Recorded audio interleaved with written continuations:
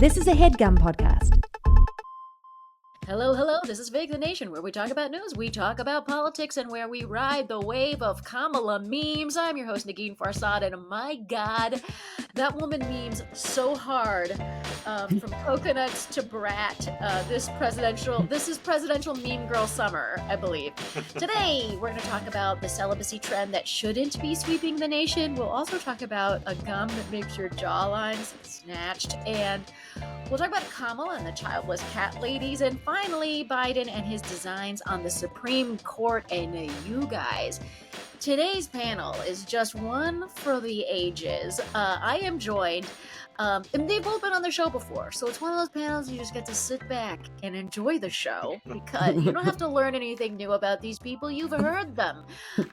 We have with us comedian and author. She's the creator of Tinder Live. She's an award-winning author of 3 books. I mean, this woman is extremely prolific, and you've heard her on the show before because she's so fabulous. It is the one and only Lane Moore. Hey, Lane. Thank you so much. I want you to follow me around and introduce me to everybody when I get anxious, and you're just like, she's great. I'm like, okay, then I am. Thank you for having me. Of course. And I am also joined, this guy, he's my old buddy, and together we just did a little project for MoveOn.org because he is the special projects campaign director at MoveOn.org. You know, and one thing that this little introduction doesn't say about him, he's also written a couple of books as well. He's also just been my friend for a very long time. He's also a trained improviser, all these things that aren't necessarily germane to his current life, but here we go. It is the excellent Justin Krebs. Hey, Justin. Hi, very energizing time to be here, Negin. Oh my gosh. I just want, if anyone's watching this on YouTube, because you know, you can go to youtube.com/Negin Farsad to actually watch this podcast, which is something that literally most people do not do at all whatsoever, because we started as a podcast. Here we are at episode number 420, and people are like, no, like I prefer you in an audio format. Thank you very much. But for those of you who just also want the visual, we're on YouTube. So subscribe, play it in the background. I don't know, whatever people do with YouTube. I'm not like a huge YouTube person, so I get it. I get the resistance. But if you are a YouTube person, go ahead and subscribe. We would love that. I also I'm mentioning it because I'm in a fucking cabin, as you can tell by this wooden backdrop, and I just feel like I look like, and I probably do not look like a woods woman, but like I feel like a woods woman right now, which is not a state I thrive in. I just want to say about myself. So I'm awkwardly in nature, and that's what's happening right now. Also, folks, if you want to support the show, you can go to patreon.com/Negin Farsad. We have a lot of crazy bonuses that come out on that show on the Patreon. So if you subscribe for as little as $4 a month, you get a bunch of bonus episodes. You get for various tiers, you get more stuff. The bonuses are where the wild shit happens. So get into it. Now let us turn our attention to topic number 1. So we read a piece in Elle magazine, but these pieces are kind of everywhere, about a new trend called boy sober. Some people are just calling it a celibacy trend. It all boils down to a trend where people are choosing not to bone. Now, one woman said of the choice, quote, "Dating while celibate gave me the freedom to be free from expectations with a mindset focused on finding a bond built on genuine friendship. We are so much more than our bodies." Now, I guess we'll start with you, Lane. You know, you have a show called Tinder Live. So I think you're in the business of whether or not people bone. What do you It makes it sound like Tinder Live is me choosing 2 people and being like, have sex now on stage. And it is not yet. Maybe, I don't know. It's a shifting market. What do you think of this? I know. I got to be open. You know what? I don't know if this is the answer that people are expecting. I don't hate it. And here's why. Because I feel like we're seeing a shift away from what we've seen for a really long time, which is just that, like, this pressure that I know I have felt in my life where it's like, you know, everybody just loves having casual sex that's like probably not that good for them. And there's no emotional connection at all. And like, this is the way you should be. And it's weird that you're not. And I always felt like, what? I want a little bit of connection at the very least. I want to like this person. I also would like to have an orgasm. And a lot of the times in casual sex, as many women and femmes know, we're not having those in casual sex. A lot of men, casual sex means like, I'm going to do whatever I want. Maybe you'll have fun. I don't really prioritize that. Like, that's what a lot of men when they mean when they say casual sex. So a backlash against that for like, nah, I'm good makes total sense to me. Justin. So back to this YouTube point you made a minute ago. You know who does watch your show on YouTube, Negin? My 11-year-old daughter. She recently discovered it. So this is an interesting first topic, knowing that my 11-year-old might very well tune in and check this out later. God. I saw this article, and the first thing that came into my mind is a quote that vice presidential Veep state candidate Tim Walz has been saying about people's sex lives. None of your damn business, says the Midwestern grandpa that we want in the White House next to Kamala Harris. And that's largely how I agree. Is this really a sweeping the nation wave? If people don't want to have sex, they shouldn't have sex. And I agree with Lane. There shouldn't be this sort of pressure that can lead to coercion or abuse or intimidation or teens not feeling good about themselves. And also, I wouldn't want the celibate folks to pressure the non-celibate folks into not having sex. That also seems harmful and is like a tool that the Christian right has tried to use and consistently failed to use, right? Like anyone who's ever taught abstinence-only education has really been teaching people just to have like sex they're ashamed of. And that's a problem too. So my general feel is like, if we can create a culture where lots of people feel comfortable whatever they're doing, and actually the article gets to that at the end, that more and more people are of Gen Z, I believe that's what the article is focused on, the elusive Gen Z. More and more people are comfortable with identities, a wide range of sexual orientation and gender identities, and that's great. And if built into that can also be a wide range of acceptance about how you want to engage sexually, all the more for it. And if someone starts telling me that I should be celibate because that's the trend, I'll say, too late. I'm Gen Z. We're celibate because we're parents, and that makes you celibate, and none of your damn business. Yeah. Interesting.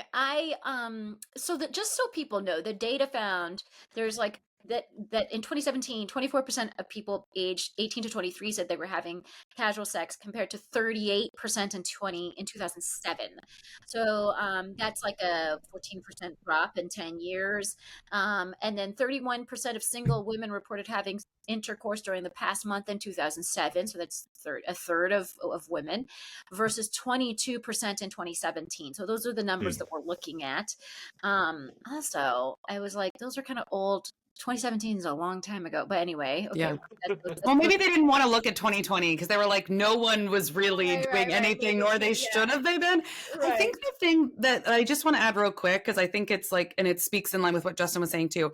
I think if this movement was what I try to look at it as is some kind of cultural reset with our relationship to sex. That's what I look at it as. I don't think that it's that like, you know, there's going to be a bunch of celibate people telling people not to have sex. I don't think that's it. And I think that what the article was stating was that we're seeing Gen Z, since that's what this was focusing on, having a different relationship to sex and not having this kind of, you know, well, everybody's doing it this way, so you better do it so you can be normal. Like that was toxic. I knew it was toxic. It felt toxic to, I think, a lot of us. So if we can have kind of a reset with like, wait, I don't think there should be one way we're all pressuring each other to do this thing that should be about personal pleasure and like intimacy. I think that's good. Yeah. I mean, I think one of the things that I've heard is just sort of like that hookup culture felt bad, as you're saying. Yeah. Hookup culture could feel really bad, and so they're like taking the hookup out of it so they can find meaningful relationships. And I mean, it's funny because parts of me like sound like JD Vance because I'm just like, people should be having sex so that they have babies. Like, I mean, there's a little bit of me that's like, what? But the thing can afford the babies, and we know that now. So here's actually, this is the thing that concerns me. Okay, and again, this is so informed by my own 20s, is just that I had fun having casual sex. And that's lucky. And That's lucky. Yeah. celibacy sounds less fun. But again, if it's the same amount of, my main thing is that I would like people in their 20s to be having the right amount of fun, because fun changes as you age and have children and all that stuff. So like, get your fun in when you can. And if that means celibacy, that's cool, like whatever. If it means fucking around, that's also cool. Yeah. But my like, I guess fun is like my big. And again, I mean, because Justin and I have bonded over this, but like, we believe in building social capital, and so however that happens, you know, go out and find people. And it's interesting, and I will say, my husband, not a Gen Zer, but he was on a year-long, he called it the Jason Tottenham Celibacy Tour, that he was on right before he met me. Before we started dating. We had actually met a year before. We met at the start of his Jason Tottenham Celibacy Tour, where he went around places in New York City not having sex with women. That was what the tour was. And then we reconnected at the end of that year, where he was no longer celibate, and then we started dating, you know. So he wanted to do it because he was just in a toxic relationship, whatever, and he was just like, I just need to like stop and just like not have sex with anyone, just like recover from the situation. I think it's a reset. I think it's more of a reset is what I'm reading. I think celibacy is a misnomer. I don't think this is celibacy. I don't think that's the correct word. I think it just sounds buzzy, and so that's why they're using it. But I think this is more like, what if we prioritized connection? Because that's, if there's not that within hookups, if there's not some kind of connection, some kind of fun, some kind of trust, the hookup is not fun. You will not have the fun with the hookup. And I think that's what was missing for a lot of people, is that like, that culture wasn't fun because it didn't have any of that. And we kind of had a lot of men. I've met them and I talk to them all the time on Tinder Live. They don't want any responsibility for like your feelings. They don't want to talk about consent. Consent might not be a priority. Like there's just this like, I think there became this divide with sex where it was just like, well, we should just be able to do whatever. And I don't know, you figure out if it's just very like separate and who cares. And I think we went too far in like a really dark direction with casual sex. So if people want to reset that, I think that's rad. Guys, go on the Jason Tottenham Celibacy Tour. Right, or like a pro communication tour, pro respect tour. Yeah. Right. Or like, because it's like a lot of people are realizing like this, and I'm sure, I know there are men who are a victim to this too, where they're like, I'm supposed to just be going in and like getting my needs met and like not talking to her. And this feels weird for me, but this is what you're supposed to do at this age. Like, that's the programming that like we need to get rid of because it was harming everybody, you know? Let's turn our attention to another little point in culture. And Justin, I'm looking at you for this one because there is a hard gum that the young men are now promoting on TikTok, and they're chewing because it purports to strengthen jaw muscles and create that defined jawline that has made movie stars, heartthrobs, time immemorial. So I guess, Justin, my question is, are you chewing this gum? No, like, it's a great question. No, my chin line is I do exercises, not hard gums. So that's the thank you for recognizing my resemblance to Clark Kent. I was unfamiliar with this phenomenon until I read the article. I continue to be unfamiliar with it after reading the article. I'm glad that maybe medical is a strong word, but like body professional quoted in the article was like, this makes no sense. You'd have to chew gum 8 hours a day for 8 years for anything to happen. So no, I don't know people who are in the hard gum world. I am really impressed with whoever the marketers are who are like, hey, all that stale Bazooka Joe gum from the 1980s, how do we rebrand it and sell it? I know. Chin line defining hard gum. And they took literally the most unpleasant sounding thing and made it sound cool. So those marketers, A+. Fantastic job. Dudes chewing hard gum. Fantastic job. And also giving it, first of all, they call this, by the way, like this is one of the hacks in the looks maxing communities, where young men, log on to figure out what kind of hacks they can find to like make themselves look hot. Guys, here's also like a quick little like entree into the female psyche if you're doing this for women. As a woman, I can say a lot of me and my friends are less driven by looks and more driven by what do you bring into the conversation? You know what I mean?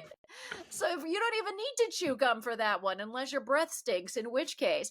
But point is, look, I get it. But here's the other fun thing. Well, like young men are the new young women, I guess, because they're just like really like, you know, forcing them, going through a lot of pain to like look hotter. And that's, it's sad because like I wish young women didn't do it. And I also wish the young men didn't feel like they had to do it.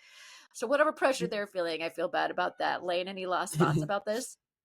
Yeah, I mean, I feel two ways about it. There's a part of me that I kind of have to laugh at this. Oh, sorry, something paused. Can you hear me? You're back. Okay, cool. Yes. All right, good. So I feel two ways about it. One, as somebody who has a lot of jaw tension, I'm like, I'm getting this for free. I've got a lot of snatched jaw because there's a lot of tension there. I have to like work it out, smooth it out. So I guess I'm just getting this for free, which is cool. But, I feel mixed about it because I do feel like there's so many men out there who are like, I don't have to work on myself at all. I'm a 2 at best and I deserve a 10. I feel like we need to come up from that. So I kind of don't hate that there are men who are like, I should be putting in any effort at all. I don't, of course, want them to be going to this. I don't want any gender to be going to this, like, I must fix myself. I'm innately broken.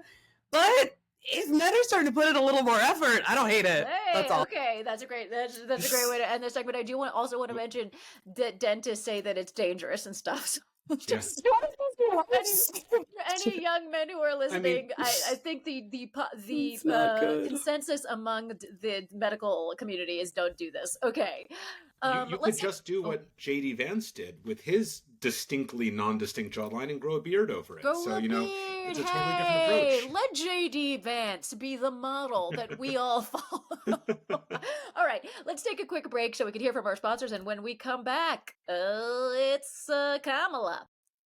And we are back, and let's talk about politics, you guys. J.D. Vance went on record a couple years ago criticizing people like Kamala, AOC, Mayor Pete, saying that, quote, we are effectively run in this country via the Democrats, via our corporate oligarchs, by a bunch of childless cat ladies who are miserable at their own lives and the choices that they have made, so they want to make the rest of the country miserable, too. Now, first of all, you feel free to react to this sentiment, but also tell me, Justin, if you're a moderate voter, how is this kind of soundbite that really has made its rounds on the internet over the last few days, how is it landing for you?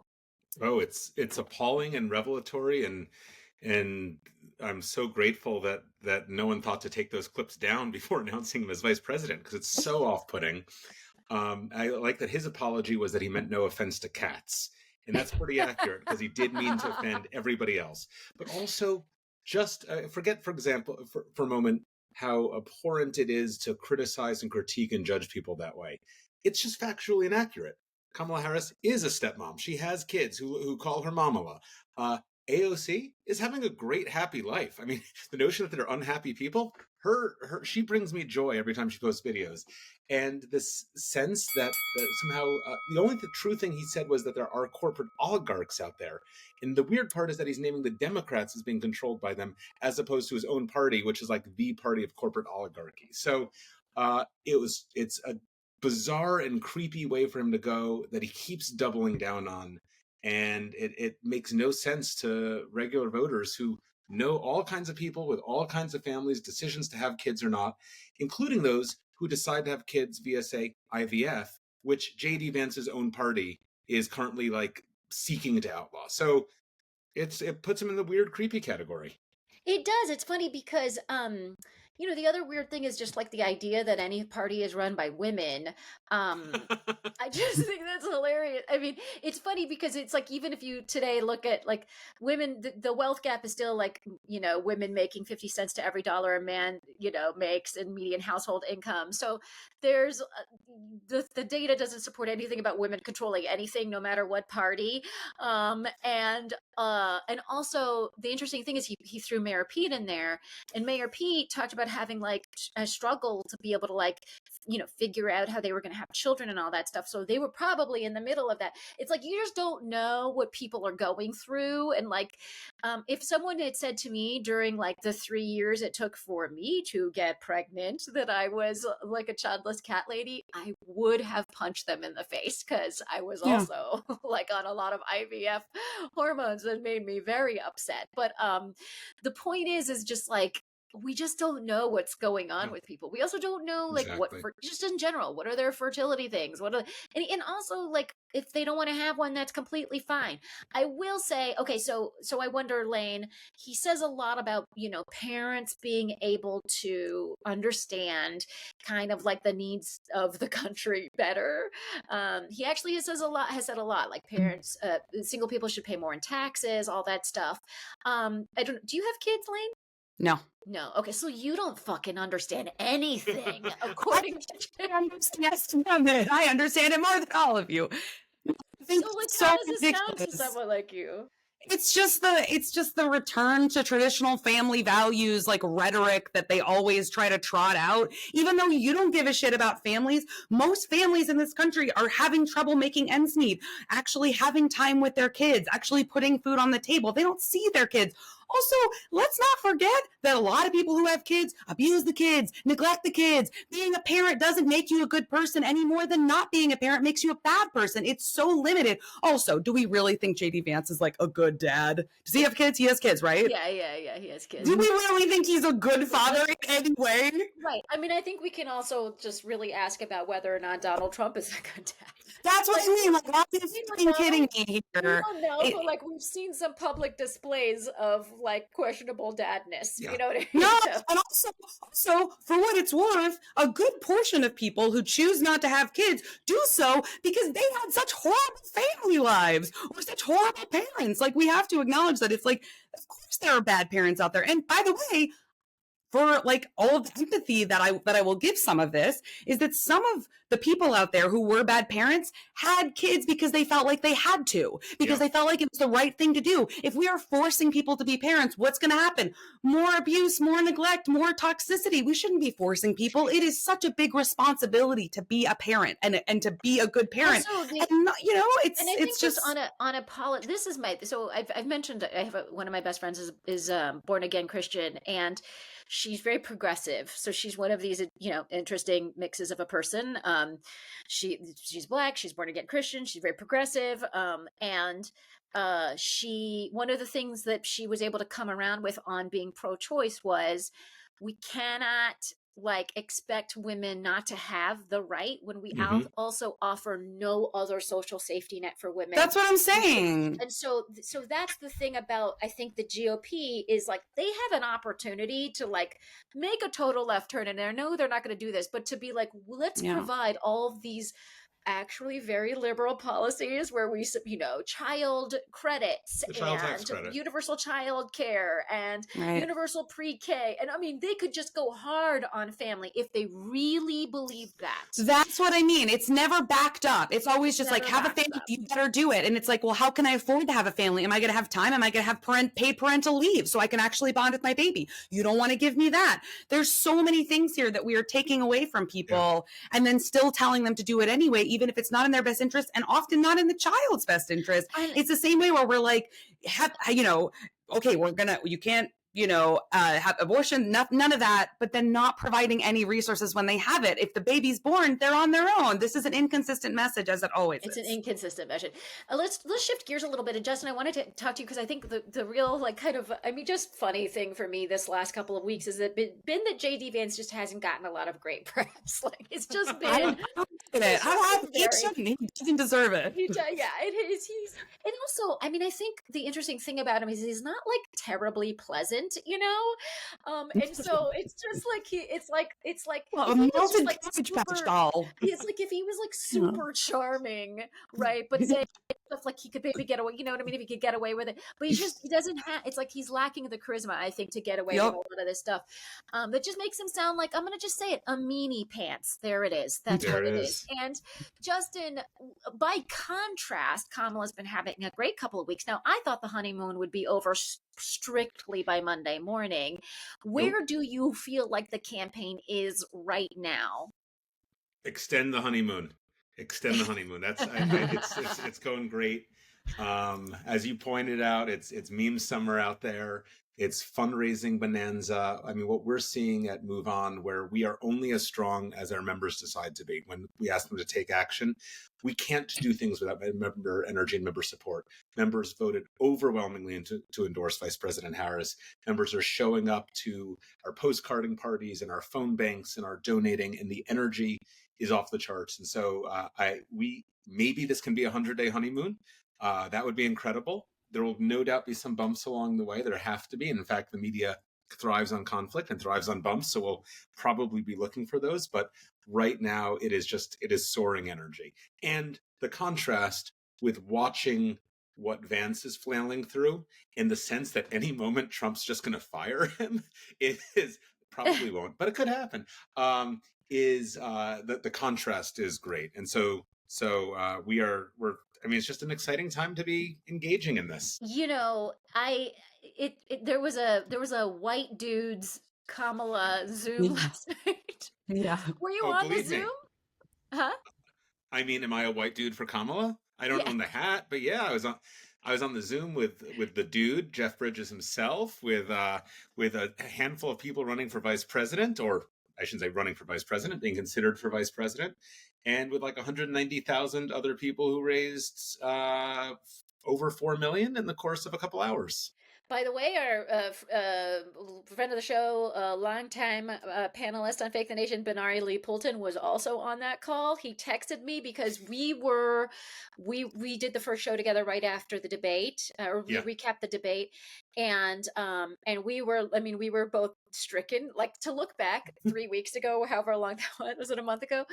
I feel like I was a different person. I feel like I've grown. I feel like I've changed. I feel like my heart has doubled in size. There you go. Life is so different now that Kamala's at the top of the ticket than that moment after the debate where we were just really, and Benari said on this text message, knowing that I was going into taping the show, he was just like, I'll still be mad that like we, that we sort of treated Biden a little poorly in this last couple months, or like the way that it came, the way that it sort of panned out. But man, the energy is great. And that white dude's Zoom last night was incredible. And he's just said like the energy is just everywhere. It's amazing. It hasn't been felt for a long time. I want to say something, but I don't want to jinx it. So I need us to all, including listeners, just knock on wood real quick. Here we go. What I'm going to say is, does this feel a little Obama 2008? And then let's erase that from our minds. But does it? I feel like it does. If you want that question actually answered, I was like, is it hypothetical? Should we all let it sit there and have its moment? I don't know. I'm Iranian, so it's like I'm just so suspicious. She's answering, but she's not answering, guys. That's what's happening right now. That's what I thought, but I didn't want to leave you hanging. I felt a responsibility. I was like, do you need this moment to be shared with you? I want to help. But I think it does, and it's like, it's so interesting to see that kind of mobility, and it's exciting. And at the same time, you're like, wow, the bar had to get super low to see this, come together in this way. It really did, because you're just like, oh, this is such, and you can't help but notice that, where you're like, oh, this got so bad that people, like, Democrats are finally mobilizing. They're like, oh, I think we have to like really come together on this. This got that bad, Justin, I want you to close us out on this and talk to us a little bit, as someone who works in voter mobilization every day of the year. What should people be doing? Sure. So what's interesting is that despite all the energy and the vibes are totally different, the fundamental work is still the same. And it would have been the same with a president with a successful legislative and executive record, a successful track record on the economy. Like, he was doing great as president, just not great as candidate. And it's the same plan for the vice president who's now running, who has opened up our hearts 3 sizes larger. You can be making phone calls. You can be knocking on doors. One of the most important things, and this is actually why these calls, intentionally absurdly named, like White Dudes for Harris, are important. Like, you could be talking to people in your community, whoever the folks are that you can reach out to. It's called relational organizing. It's called vote tripling in the Move On parlance. That's what you need to do, is to help the folks around you recognize the stakes of this election, make their own plan to vote. Because when you help other people make their plan to vote, it also affirms your plan to vote. And that is the kind of energy and the ripple effect that we're going to see going into this election. Obviously, if your friends are in Arizona and Nevada and Michigan, Wisconsin, Pennsylvania, North Carolina, Georgia, really especially to lean on them. But people anywhere can join national phone banks. People anywhere can find congressional races that will decide the House. If you go to moveon.org, you will find ways to volunteer from your home, out in the world, with others. And there are 98, 7, I don't know, fewer than 100 days, even fewer than that till early voting begins. So it's, while we're enjoying the summer, it is also already the election season, and you can dive right in. Guys, I love that. And I think ending this segment, because I want to let you guys know something, which is that we have had the catchphrase here at Fake the Nation that we're only doing optimism. We've been only doing optimism for several years now.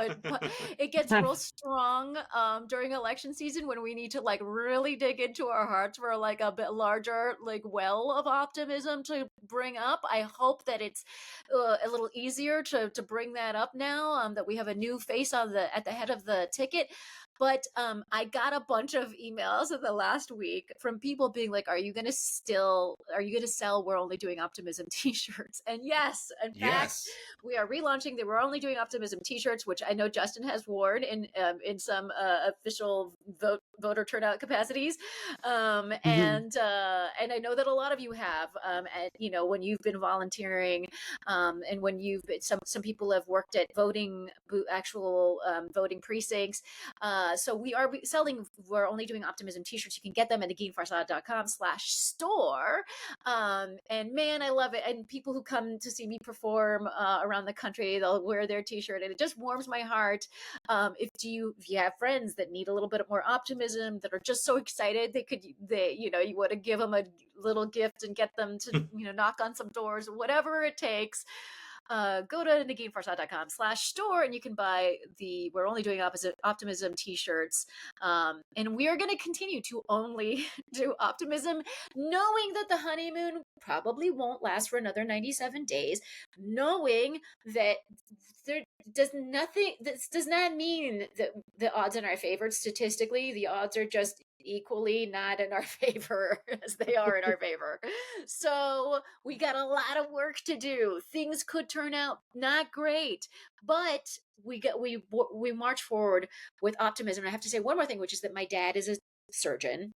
Mm-hmm. And one thing that he tells his patients, I don't know if I said this on the show before, but I was saying it to someone at coffee and they're like, that's pretty great. I want to remember that.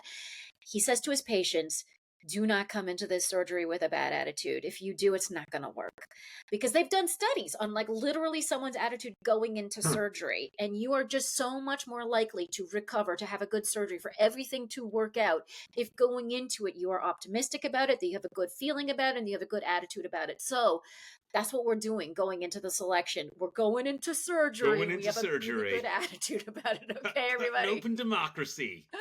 Taking out some tumors of fascism. Hey, there it is. Extending the analogy. Ladies and gentlemen, let us move on to topic number 3. Things keep getting interesting as this week Biden is proposing changes to the Supreme Court. They include getting rid of lifetime appointments in favor of 18-year appointments, requiring justices to disclose gifts and recuse themselves from cases in which there's a conflict. And finally, he's asking just for a quick, like not a big deal, amendment to the Constitution that would prohibit blanket immunity for presidents. Now, Lane, well, I mean, what do you? I'm assuming you're anti. Yeah, no, I hate all of this. The first thing I thought when I saw that was, I wonder where he got these ideas from. It's like, oh, what could have happened recently where he was like, maybe we need to redo things because someone can get away with murder and It's not good. I am 100% for this. This should have always been the case. We can't, even just for the main fact of people change, like even if somebody comes in with like the best of intentions, over those 18 years, they could change. Lifetime appointments. Also, the world can change so much over a lifetime. Like, so if there was somebody that we had elected and we were like, yes, I'm on board with, women aren't equal and they should stay in the home and it's okay to beat them legally. Like, now we have that guy for a lifetime. We have those beliefs for a lifetime. I think things change. I think that, it's like any relationship, even the best marriages, you want to constantly reassess. Are we still on the same page? Are we growing together? Are we growing apart? Do we still feel the same way about things? I don't think there should be any kind of like, well, we're in this forever, what can we do? Like, it's a big deal, Justin, what are your thoughts on these moves? I mean, Supreme Court is a corrupt and captured institution that even at its best was always regressive.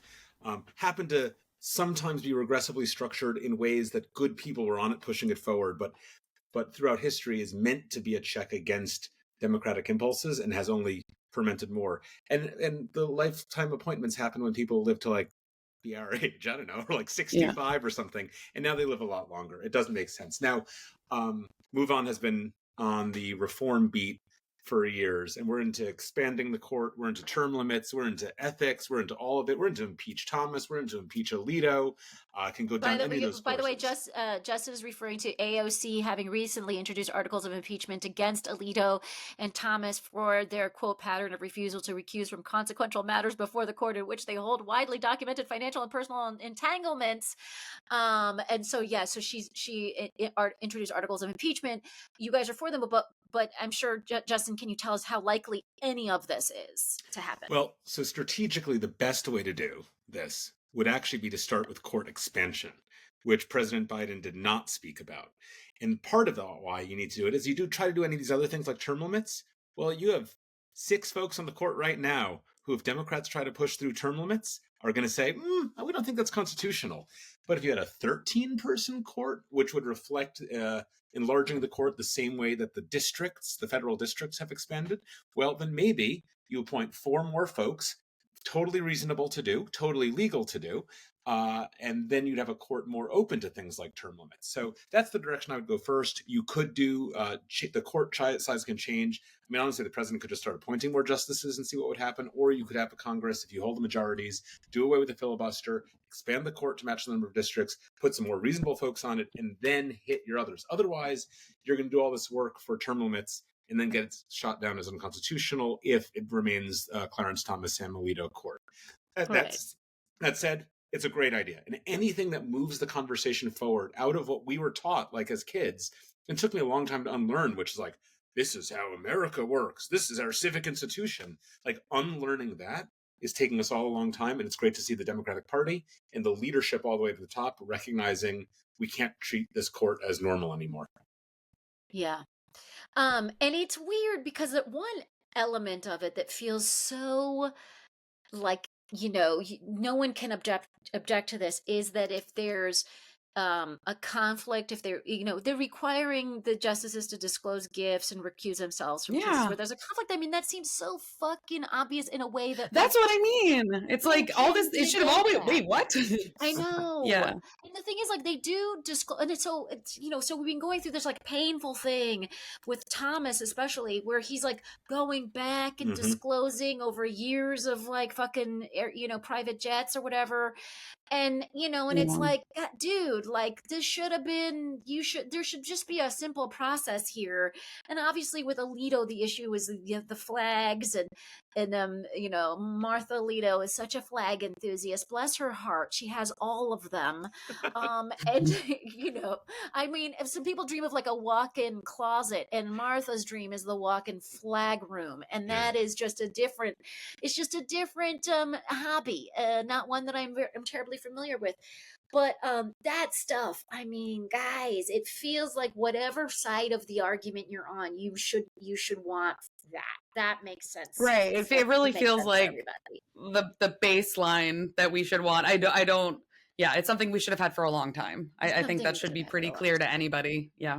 I mean, I'm just curious, what criminal acts will President Biden do in his final few months in order to convince Republicans after he leaves office to get on board with the nobody is above the law constitutional amendment? This was a good idea. It could have stopped me from doing this. Right. Well, he just does something. I know. What could he even do that he could feel morally okay with getting away with? Yeah. I This was, can't. I only did it as an example for you, like a weird dad showing his kids Right, what right, not to do. right. Like, I mean, and for him, it's probably like defaming. I can't even think of a thing that like Biden, who seems like a real law-abiding guy, would feel okay doing. I just can't picture it.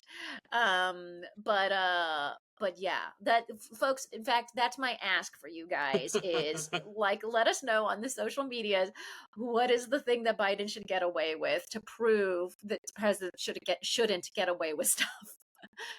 All right. Keep it clean. Keep it clean. Yeah. Keep it clean. Whatever. I mean, although it's I mean, it's not like having if Biden had an OnlyFans. And look, whatever he does after he's no longer president. I think we're ready for that as a nation.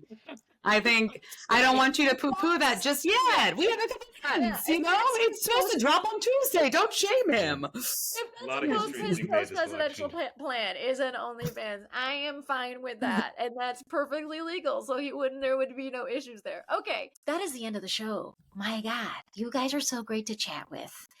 And I would love for the people of Fake the Nation to be able to follow you and all the wonderful things that you do. Lane Moore, where do they do that? Yeah. So the great news is that I am on tour with Tinder Live for the rest of this year. I'm going all across the country. You can find all the tour dates at lanemore.org is my website. Come see the show. It's really fun, really cathartic. It's not negative. It's positive for us.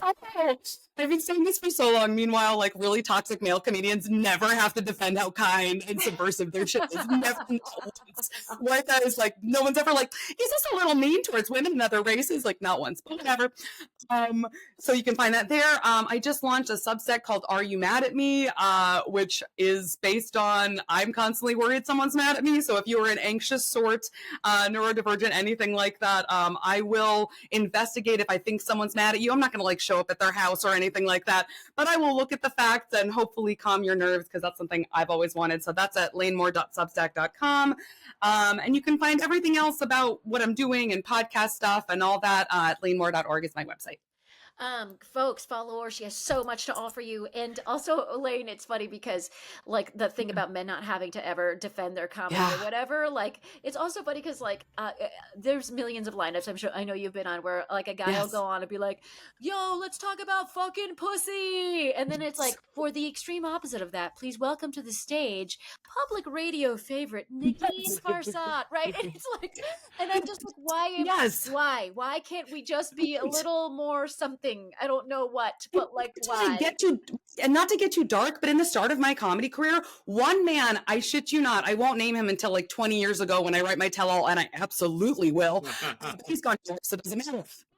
He brought me out as this next woman who I don't think is a whore. I'm not even kidding you. I had to come out to that as a woman in comedy.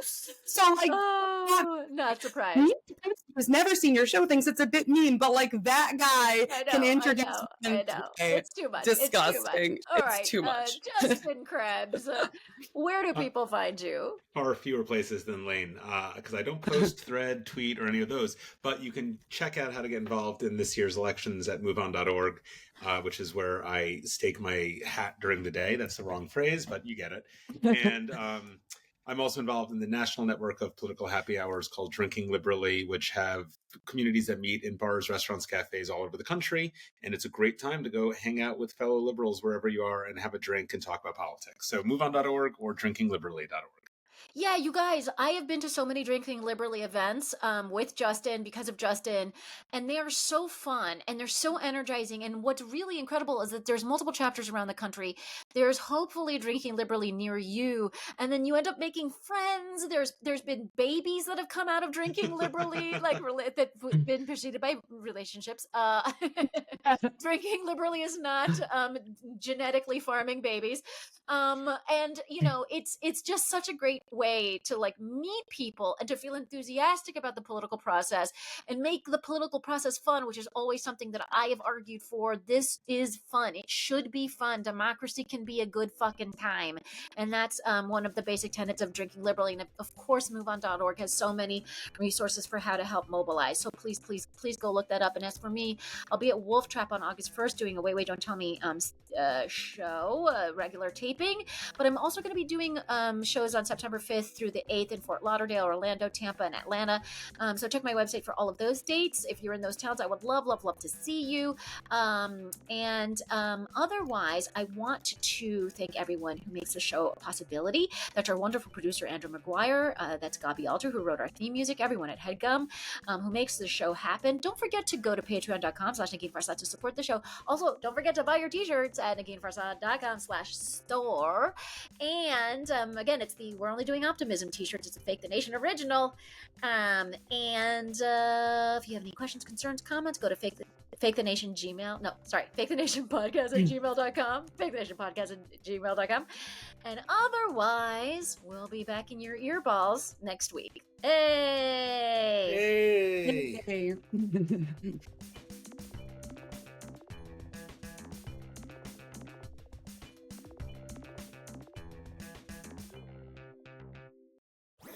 That was a Headgum podcast.